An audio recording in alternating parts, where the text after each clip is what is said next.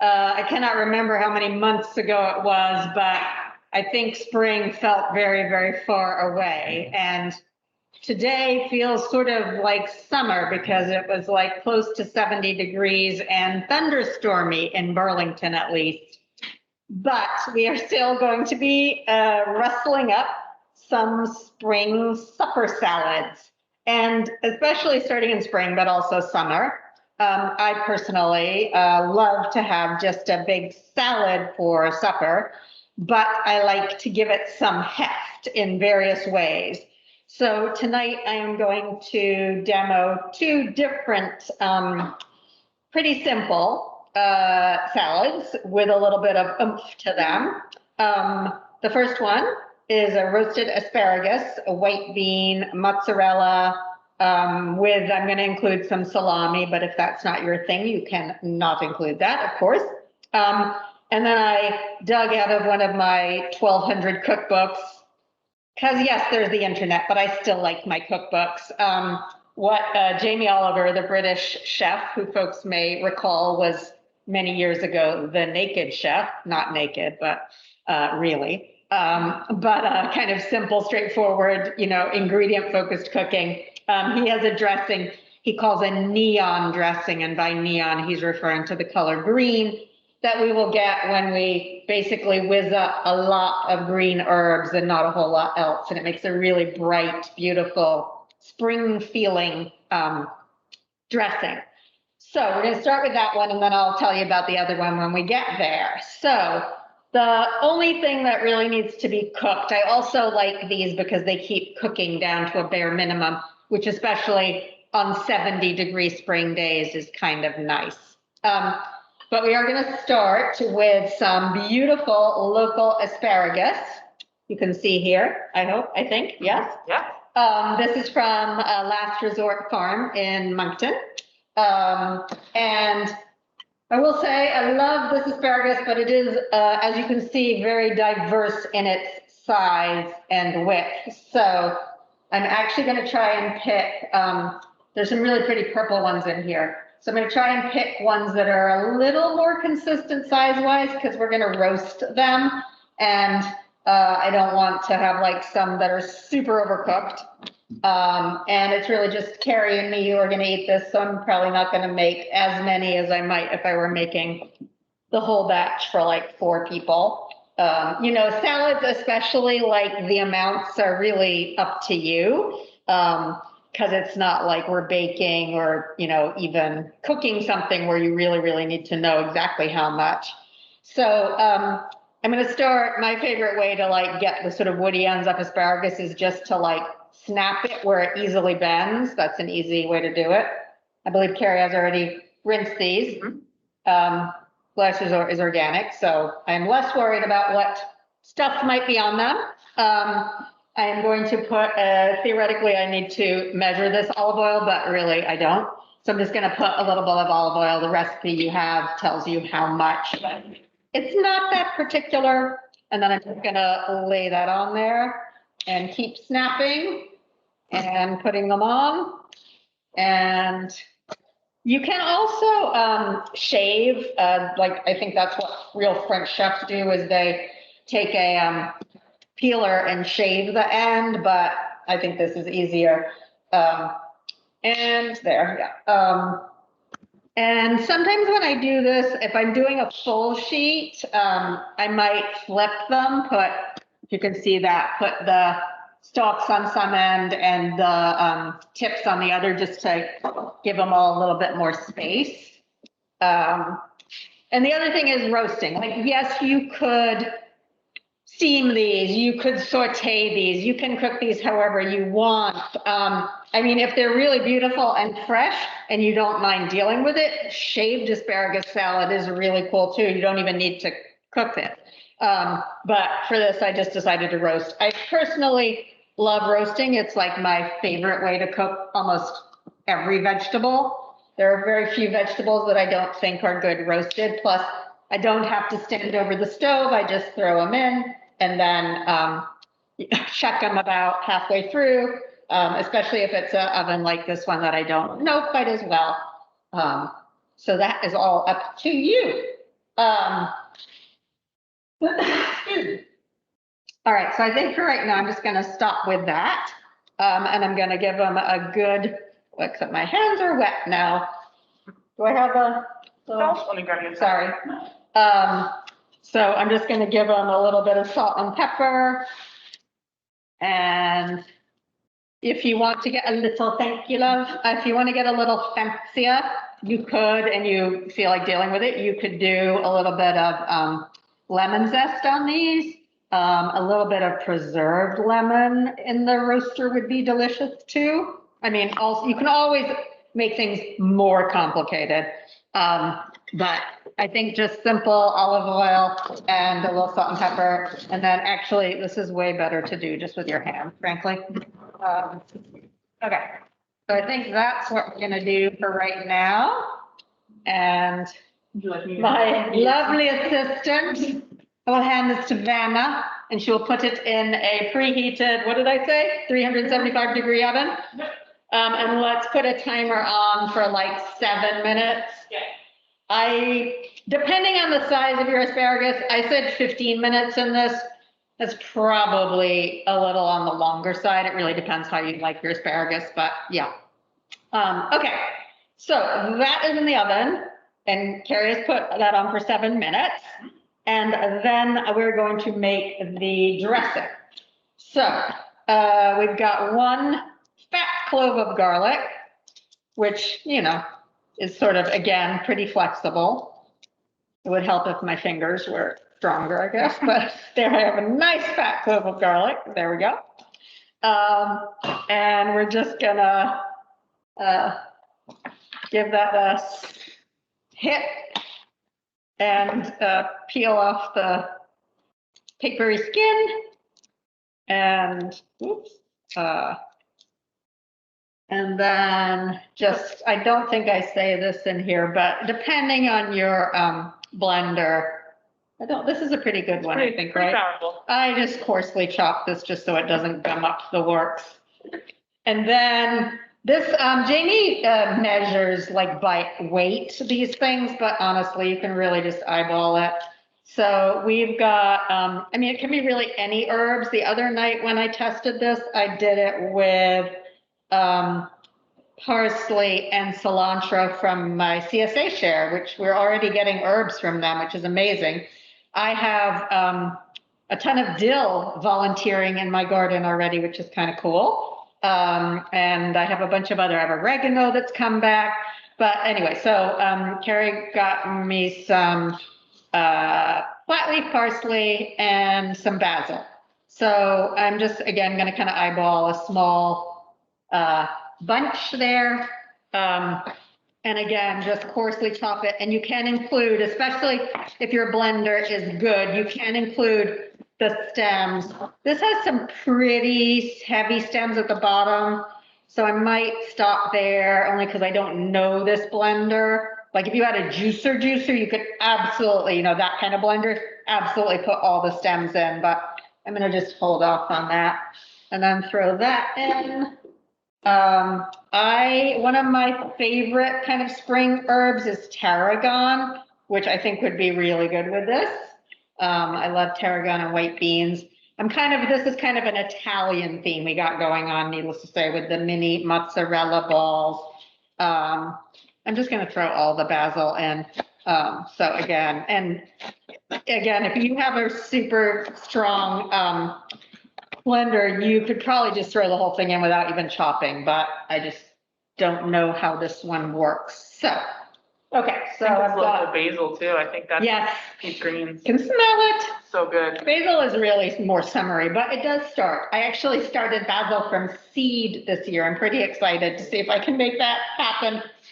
All right, and then we're gonna put 3 tablespoons of olive oil and the same amount of acid. When I made this, I was actually out of red wine vinegar. Heaven forbid. So I just used lemon juice and I think a little bit of cider vinegar, but sort of whatever works for you will work. But his recipe does call for 3 tablespoons of red wine vinegar. So there we go.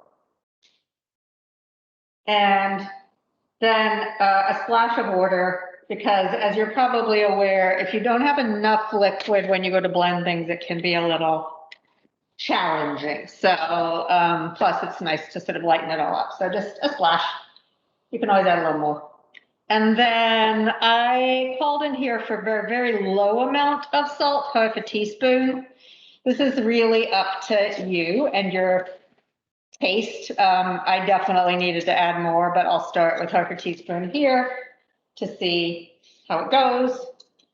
And I think that is it, right? Yes. All right. So we're going to blend, which I guess is probably pretty loud. I haven't used a blender, I don't think, in one of these places. No, pretty good blender. All right. Well, let's see.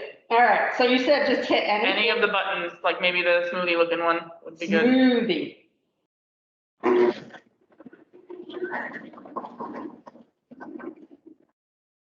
Yeah.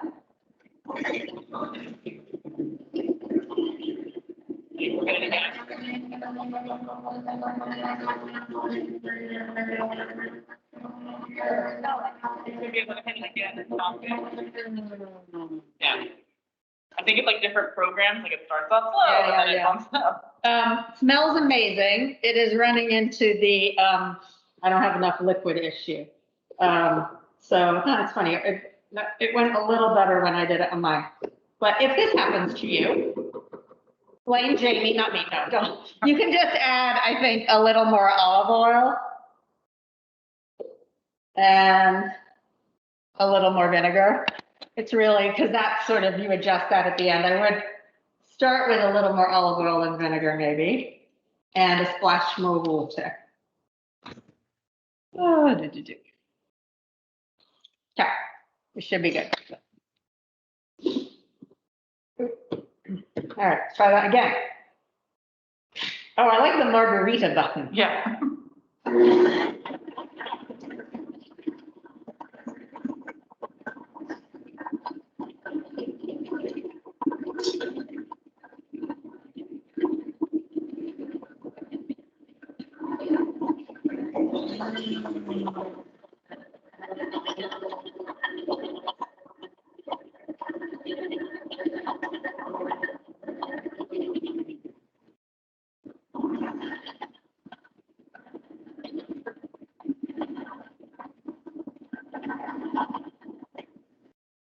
Okay.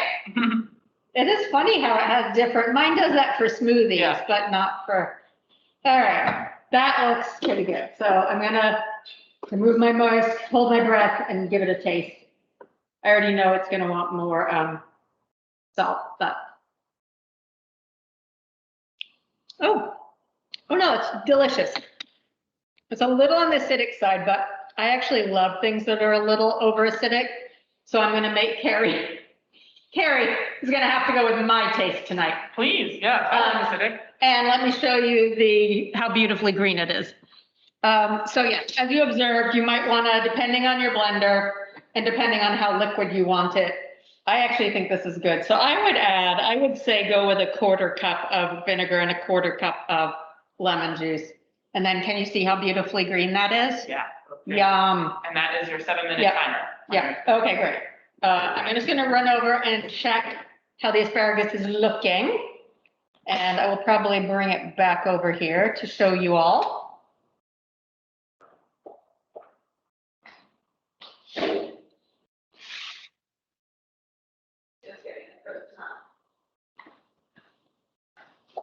All right.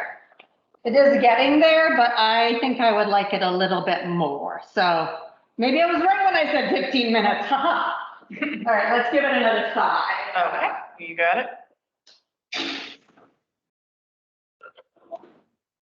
Thank you. Okay, so the rest of this is just tossing together, needless to say.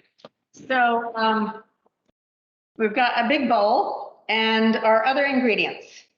Sorry, just moving olive oil out of the way. So definitely in the summer, cans of beans are one of my favorite things. Yes, you can cook them from scratch. Yes, they do taste better. Mostly they have better texture, honestly, but a can of beans is a great thing too. So we've got a can of white beans under here. drained and rinsed. You could use chickpeas, that would be good. You could use, I mean, all manner of things, I suppose, but I think white beans are good for this. And then I've got those little round mozzarella balls, and so I'm just going to cut those. I cut some of them already in half or quarters, kind of depending on your preference. And we'll put those all in this big mixing bowl. So I'm just going to finish this up. You could use, a big mozzarella and just cut it in smaller pieces. You could use any other kind of cheese that had, made you excited. This would actually work really well with just shaved Parmesan too, although I probably wouldn't add that right now, but add that more toward the end. And smoked mozzarella might be kind of good. One little tip, if you're using the big mozzarella, they can get a little smushy to slice. So maybe put it in the freezer for like 10 minutes before, and it is much easier to slice. So that's kind of a fun thing. All right, so I'm just going to finish these. Okay, and then put this elsewhere so it's not in our way. And then if you're using salami, I just like this because it adds, just a little more flavor. You could use, let me think, what else? Yeah, you could use any other type of meat. I was just trying to think if I didn't want meat, what I might add for more color and texture, maybe marinated roasted red peppers, maybe marinated mushrooms. Yeah, you could add pepperoncini are actually really good. That's sort of the classic Italian, chopped salad often has pepperoncini in it. So there's lots of other things you could add. And I said to Carrie, I don't think this kitchen has kitchen shears, but they're one of my favorite unsung kitchen utensils. And I think perfect for this. So instead of slicing, I just snip into long pieces like that. Just, I don't know. I think it's more fun. I also think it's, I don't know, just different and easier. You could do that with your herbs too. I often do that to decorate my garnish things, is I just snip a little bit of herbs on the top. But I think that I have a pair of kitchen scissors that I run through the dishwasher, which is probably not good for their sharpness, but and then just you're gonna pull that apart and put that in the bowl. And then one of the things that I think really makes, for my taste, a salad more into a meal is lots of different textures. So again, if you wanted to make this more, have more ingredients or more complicated, diced bell peppers would be good, fresh ones, or even, and this is actually a fairly traditional thing, I believe, in Italian cooking. You could do thinly sliced celery, which I'm kind of one of those people, I like celery when it's got peanut butter in it, and I like to dip it in things, but I don't really want celery in my salad. But then if it's really sliced thinly and it's good and crisp, it can actually be really yummy and adds a really great crunch. And crunch is also something that we will achieve by throwing these lightly toasted pine nuts on the top. So 30 seconds on your asparagus. All right, so I'm gonna say the asparagus is probably done. So the timing on this, you don't really want to put the hot asparagus, into your salad. Sometimes you do. Sometimes it's really great to mix a dressing with hot things because they soak it up a little better. But since I've got my little mozzarella balls in here, that won't be good because they will melt. So let me wipe my hands and go grab my asparagus, and then I'll probably put it out on here to cool a little minute. Or, oh no, we unplugged the fridges, right, for the sound. I've been in the fridge though. Yeah, it's not a big deal. All right, let me go grab those.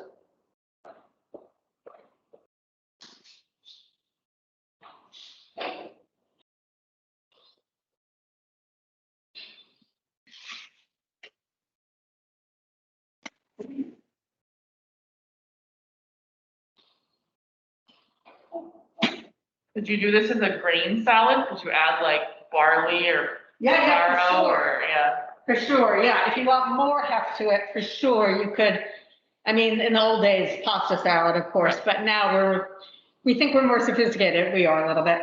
So yes, you could absolutely do it over wheat berries or barley, quinoa. I mean, anything, right? Really.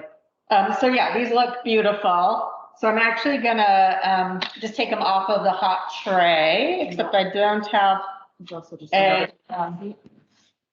And I don't want to make another sheet pan dirty. Oh, well, I don't care. All right. I'm the one doing the dishes. I know, but I feel bad. All right, so since I have a dish fairy, we're just gonna take them off of here and put them on the cool tray to get them cooled off a little bit sooner. And we'll give those a few minutes to cool, and while we do that, while we do that, maybe I'll talk a little about some of the other recipes before we move on to the next one. Well, I really just sort of went into my archives and thought about all the spring salads that I love. And there are so many other ones. But I am, the second one we're going to do is throwback to the 80s, spinach, strawberry, and goat cheese. And we'll cook that so we can talk about that in a few minutes. But I love the bitter greens of early spring. So we're kind of beyond in Vermont the collecting wild dandelion greens, because once they've gone to flower, you don't really want to eat them. You can still usually buy them. I know City Market often has them cultivated, or sort of any bitter green, arugula, or things that are a little more sturdy, like chicory or frisee work really well. And those are things that are often cooked. So this recipe, which you have in your packet, starts with bacon. Again, it doesn't need to have bacon if that's not your thing. I think it would work really well with like a smoked tempeh or a smoked tofu. But I usually start with that. And then again, crunchy. You heard me talk about crunchy. So I love to use like the ends of bread, really good country bread, as croutons. So in this particular recipe, I use that delicious bacon fat to cook up some croutons. And then basically shallots, and I included some radishes in this, which I love radishes raw, but I also love radishes roasted or braised or sauteed. So I added those to this. And then that is, delicious. And it makes an awesome supper if you add a soft-boiled egg or fried egg on top, I think. So that is one option that I think is delicious. I saw an Instagram post the other day that someone actually drains their bacon on old bread instead of like on paper towels, so that there's zero waste, and then they turn that bread into croutons. Oh, I love that idea. Yeah. So smart. Oh, I have to do that. Great idea. I do have a little jar of bacon fat I keep in my fridge. Yeah. So, but yeah. And then this recipe, the next one is, I called it the whole pea salad with deviled eggs. And that, along with the wilted dandelion greens, started out as recipes in the Cooking with Shelburne Farms cookbook that I did with Chef Rick Giancarelli, who was there back in 2006-07 when I did this cookbook. So the whole pea salad is really fun because it includes both peas and pea greens and even flowers, which you, I think, will be able to buy, not quite yet, but at the farmer's market. I don't know if that's something that you'd find in the produce section here. Occasionally we get it. It's very exciting. But you can also use like sunflower sprouts, shoots, or any other sort of delicate. And it has, this particular recipe has deviled eggs, which are, of course, delicious and super fun. But this one, I also included radishes in. Again, just a beautiful combination. And, speaking of bitter greens, one of the things that makes me sad is seeing bunches of radishes and people throw away the greens. or the greens kind of look tired, so people throw away the greens. You can absolutely refresh those greens. You can just put them in cold water, cut them off of the radishes, I mean, you can leave the radishes on too, but, and put them in cold water and let them soak for a while, and they will come back to life, and they are delicious, quite bitter, great, depending on your tolerance for bitter, you can just, actually they'd be a great thing to scissor up, and put like in with other greens. But you could also use them in place of, or in addition to the bitter greens, like I mentioned, the dandelion greens, frisee, chicory. So that, I really love that recipe. The texture doesn't bother you? They're like a radish green? Fuzzy. No, not the really fresh ones. I always have to cook them if I use them. I don't like them raw because they're okay. Well, so depending on your taste, you may be like Terry and not like them raw, but they definitely cook up. So the wilted dandelion salad is a great one. So those are some of the other ideas that were in here. And now I think we're just going to take these asparagus and asparagus, no, and slice them. Asparagus. Toss it all together. So yeah, I don't know. So when I'm going to slice them, I usually take the more delicate top, little crown, what are those called? Tips, I guess. Tips off to start. And like I'll toss those in at the very end because they're a little bit more delicate. I don't want them to fall apart. Depending on your asparagus, they can be pretty sad if they get too much tossed. And then just kind of slicing these on the bias, you can slice them however you want. But if you get a little bit of a what's the word? A slant, an angle to them, they're a little prettier, I think. But it doesn't really matter. And then, yep, and then we'll just finish those all here.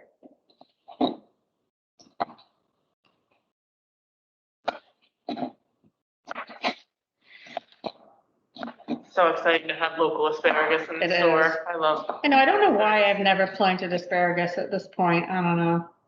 It's one of those things I love perennials because you don't, rhubarb obviously makes me really happy in the perennial family. And you don't have to do anything and they just come back. Yeah, weird. All right, so, and then we'll put our little tips in and then we will pour however much of our dressing we feel. I like a lot of dressing. I'm going to move it over here. I shouldn't put it all, probably. And then, well, this is an interesting thing. I think it's for like scooping things out of pots of boiling water. All right, I guess. But. Something. And then we're just going to toss. It's really pretty too. I think it looks like Italy too, because it's green and white and red, right? Yep. Those are right. Yep. Did I get that right? Yep.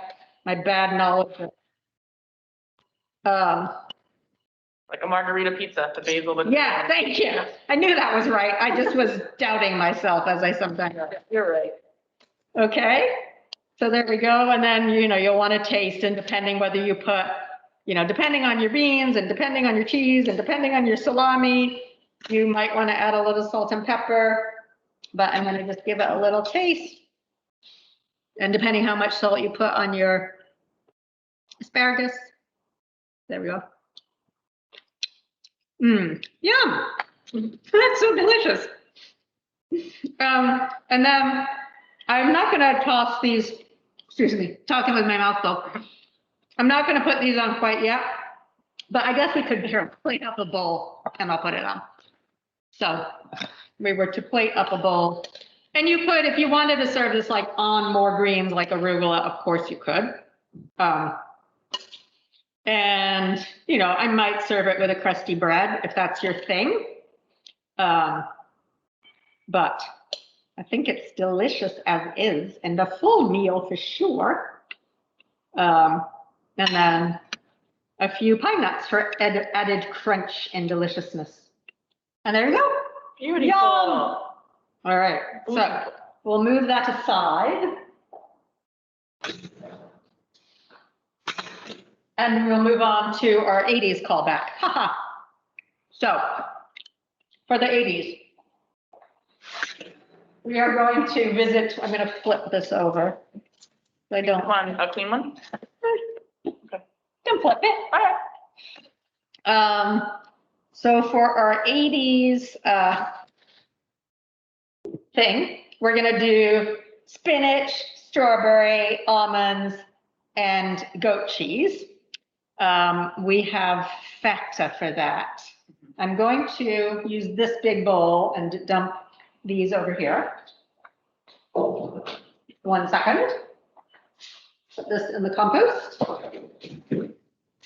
Okay, so we have, and I mentioned in the packet that this easily makes into sort of a full meal by adding your choice of protein. I hate to say protein because vegetables do have proteins in them, but not as much as a chicken breast or a can of beans.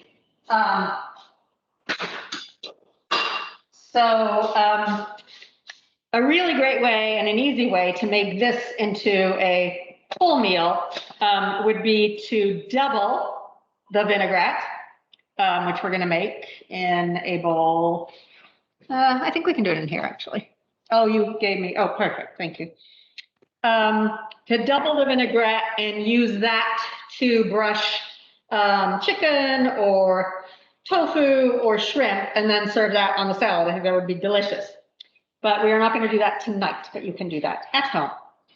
And I believe I've made this comment before, but the beautifully equipped kitchen here at City Market does not involve a citrus reamer. We're going to get one, I promise. So you will be forced to watch me very poorly try to juice an orange with a fork, which is a perfectly normal thing to do.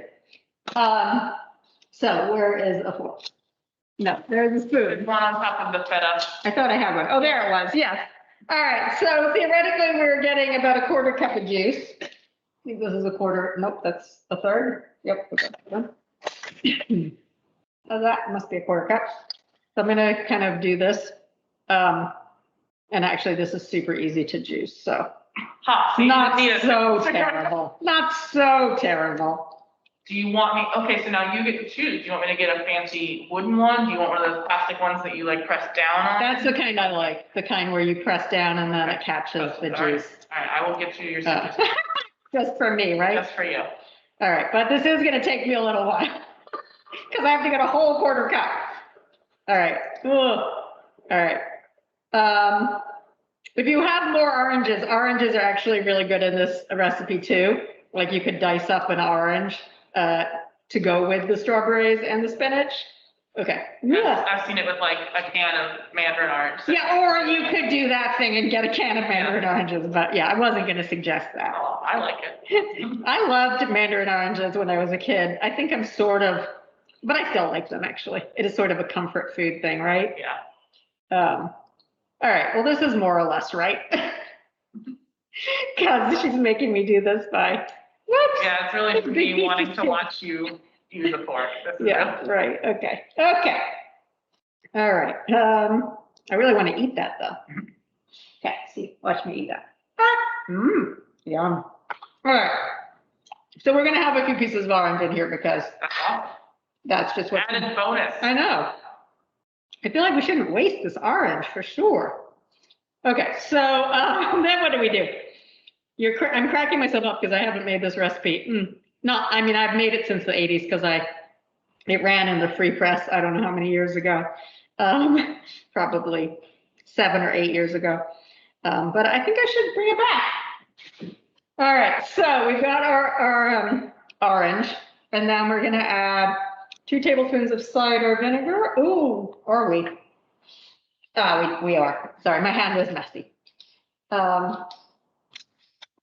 And this recipe also often had poppy seeds in the dressing. I didn't happen to do that with this recipe, but if that feels like what you want to do, you can definitely add a little.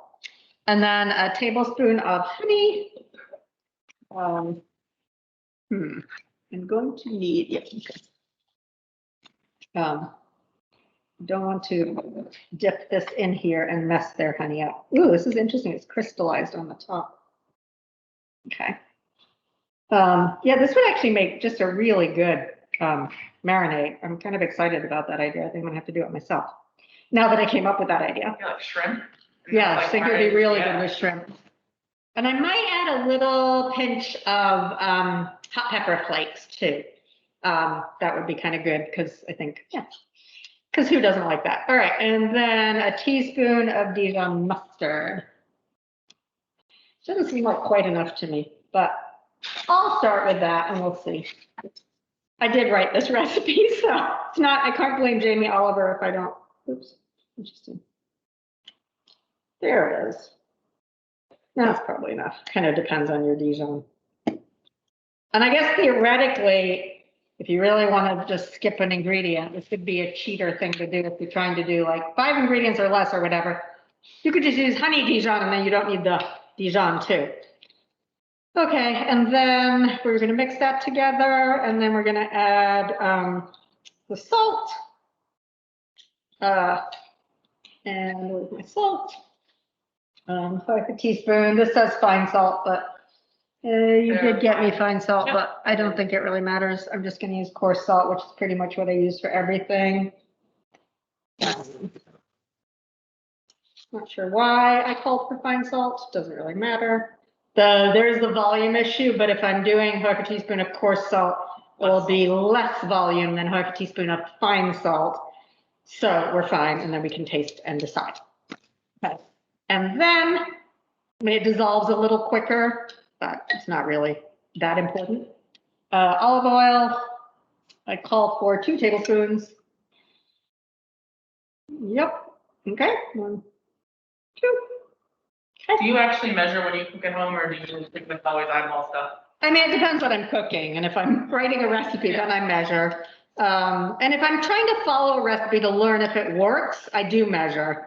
If I'm just cooking, like last night I made, oh yeah, we made, oh really, I love the new flour tortillas, the Sonoran style ones from All Souls. They're made with lard and they're delicious.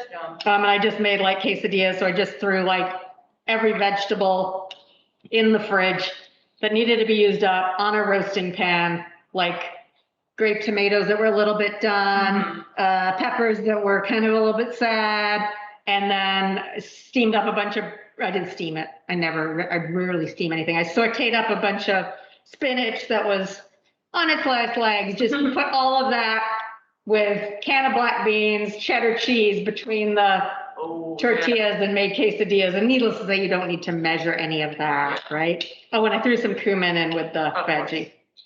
And then I think my husband ate it with some salsa. I didn't need salsa. All right, I'm gonna taste of this. See what's going on. Goodness is going on. That's yummy. And yeah, that would make a great marinade. It's pretty acidic, although it's orange, so it's not, and there's a little bit of, so you don't want to marinate something in it for a super long time, especially shrimp, because they can get kind of gnarly. But just do it quick and then saute or grill, and that will be great. So we're all good. And then we're just gonna take our bowl and our beautiful spinach. Oh, I didn't cut my strawberries. Let me actually, I'm gonna cut my strawberries first, sorry. So let's do that. These are not quite local, but they will be very soon. Yeah. I actually just saw a post from Last Resort that theirs are basically ready. That's another exciting day. The first local asparagus is super exciting in Vermont, and the first local strawberries are absolutely one of the best days of the year. And depending again how the size and shape of these, you can quarter them, you can slice them, you can do whatever the heck you want with them. These are a little varied in size, so I think, I don't know. What do you think, Carrie? Should we slice? I think slices almost the same size as the chunks of the orange, right? Yeah. Make everything. Yeah, sure. That sounds homogeneous. Good. That sounds good. Yes, I have a lot of strawberries, but the chipmunks like the strawberries more than I do. Yeah. So No. since I have not figured out a way to keep the chipmunks out of the strawberry beds very well. All right. So I'm going to do a quick slice of these. And it's too bad we don't actually have real people. I mean, we have real people, but I was going to say this would be a good moment for people to ask questions. I can think of some questions. All right, so Carrie, what are your questions about spring and summer salads for supper? Yeah, what kind of stuff do you cook when you absolutely don't feel like using any heat? Because like we've already made, we toasted the nuts, so we did have to turn on the stove for that, and we roasted the asparagus. But what are your favorite go-tos when it's? Do you remember that I taught that class list? I'm good. I'm prompting you to talk. So I do love my blender and a good gazpacho. There's so many great gazpachos. I love to make a gazpacho with kind of all the usual stuff, but to put some cantaloupe or watermelon in it is really kind of a fun, different thing. But I did a super simple gazpacho recipe in the blender last year. And I did that stuffed, that was also retro. I guess I'm gonna that was more like 60s. I did the ladies who lunch, sorry, gentlemen, but gentlemen can lunch too. I did the ladies who lunch stuffed tomato with like we did a tuna, right? It was a tuna salad. Cold soaked couscous. Yes, and right. It was like a curry, couscous, and couscous, as you all probably know, you can cook it, of course, but you could also just heat up hot water, pour it on your couscous, and you cover it, and it basically steams. You don't even need to put the kettle on, just hot tap water. You can just cover it with cold water and let it soak for even longer. Yeah, that makes total sense. Yeah, we might do some as like part of a backpacking class. Yeah. Backpack with dry couscous. Perfect. All right, and then in the 80s, this was often made with a fresh goat cheese, the log kind, but it's also really good with this kind of. This was a Carrie choice. Carrie, I like feta. Oh yeah, and I like feta too. So, and I did say or feta, so it's totally fine. I was just thinking that was not as authentic to the 80s, but it's all good. Alive in the 80s, so I don't know. Oh, fine. Make me feel old. Sorry. No, it's fine. I always feel old. No, I don't always feel old. All right, so now I just want to lick my fingers. You want to hand wash real quick? No. Here, I'll just do this. All right, I think that was it. So then all we're gonna do is grab the spinach. And this is also a last resort, right? Yep.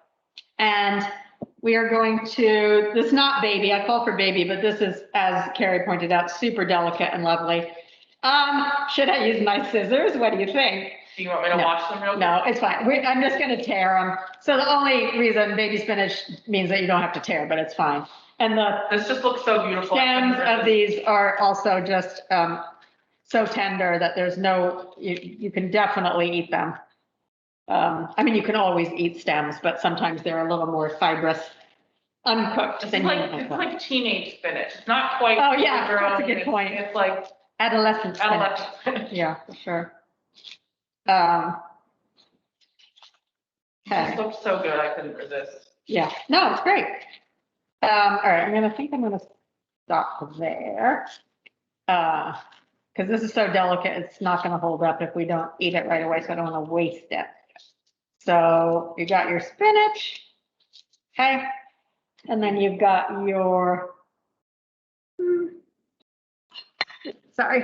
you've got your strawberries. And then you've got your feta, goat cheese. You know what? Hold on. It's fine. It's very crumbly, like extra crumbly, which is fine. But I'm gonna dress, toss, and then we'll put the cheese in and the toasted almonds also, because as we have discussed, so we're gonna pour. Can you see? Yep. That's probably enough. Although I am a person. Wait, is there another? Oh, never mind. I got it. We'll use these to toss. I actually think this particular salad takes well to pepper also. So I'm going to. Do we have another? Oh, we do have starting bowl. You're gonna make another salad with the colors of the Italian flag. Oh, I did. Didn't need to. That's funny. I'm biased to the Italians today, I guess. Even though it's a very like French bistro salad. Yeah, it is. Yeah. I don't know who takes credit for this. I think I did research. I think it's just an 80s American thing. Yeah. I'm pretty sure the French never put a strawberry and spinach. Maybe they did. I don't know. Somebody can correct me if I'm wrong for sure. All right, so we'll put some pretty spinach and then we put some beautiful goat cheese. And then again so if you were doing this as a full meal salad, again, you could serve this over a grain, of course. And then I would just put I'd probably take my chicken breast or thigh or not the shrimp, tofu, and, maybe thinly slice it and fan it across so it would look really pretty. And then top with some toasted almonds. There we go. Yay. One pretty strawberry right in the top. And there you have our second salad. Beautiful. All right. So audience, any more questions? Well, I'll say that if people do have questions after, I'm happy to field some, or maybe I can pass a few. And I on said to pepper. Melissa, feel free to email me. I'll actually come do my little outro in front of the camera again because I realized I was muted when I did the intro, so I'll just do it again. It's fine. It's a casual, fun option for a class that didn't work live. So hi, everybody. Thank you so much for watching. I said this all in the beginning, and then, like I said, realized I was muted, so I'll say it all again now. My name's Carrie. I'm City Markets Assistant Outreach and Education Manager, the one who's been sending all the emails. Thank you so much for tuning in to this recording. Again, I apologize profusely that we weren't able to do the class live like we normally do. There was a worldwide Microsoft Teams outage in terms of the live events. No one could host live events, and everyone who was hosting one, it cut them off in the middle of their event. So I'm just glad that didn't happen to us. So I'm glad we were able to do this recording, and I'm sharing a link with you, and you're watching it now. Anyway. Thank you so much for joining us. I'm going to send a survey link out as well, so you'll see that in your emails probably later tonight or tomorrow. Thank you so much to all of you who have joined us for a full season of this virtual class programming style with COVID. We were really glad to be able to make that pivot and reach kind of a wider community. It's fun to see people tuning in from everywhere outside of Burlington as well as the Burlington area. So thank you so much for joining us. Thank you so much to Melissa for a great class. And I will go ahead and yay, thanks. Yeah. And I'm so excited to eat dinner. But again, thank you so much.